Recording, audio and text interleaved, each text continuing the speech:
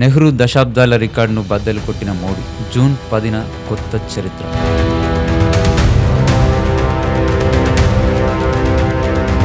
నమస్కారం, నేను మీ వంశీ. భారత రాజకీయ చరిత్రలో జూన్ 10, 2026 ఒక సువర్ణ అక్షరాలతో లిఖించదగ్గ రోజుగా నిలవనుంది.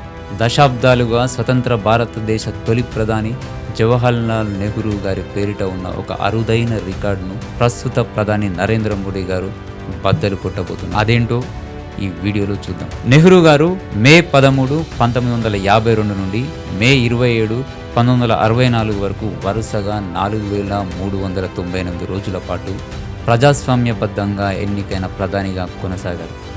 మే 26, 2014న భారత ప్రధానిగా బాధ్యతలు చేపట్టిన నరేంద్ర మోడీ గారు జూన్ 10, 2026 నాటికి విరామం లేకుండా 4399 రోజులు పూర్తి చేసుకోబోతున్నారు. కేవలం ఒక్కరోజు తేడాతో అత్యంత సుదీర్ఘకాలం పాటు విరామం లేకుండా ప్రధానిగా పనిచేసిన వ్యక్తిగా మోదీ గారు కొత్త చరిత్ర సృష్టిస్తున్నారు. నెహ్రూ గారు దేశానికి సెక్యులర్ ఐక్యతతో నడిపితే మోదీ గారు అభివృద్ధి మంత్రం మరియు సాంస్కృతిక జాతీయవాదంతో పాలన సాగిస్తున్నారు.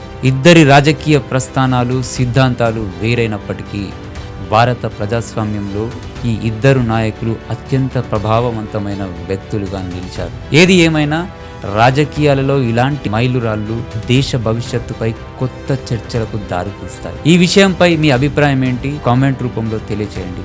ఇలాంటి మరిన్ని ఆసక్తికరమైన అప్డేట్స్ కోసం మా ఛానల్ మీడియా బస్ 365ని సబ్స్క్రైబ్ చేసుకోండి. Thank you.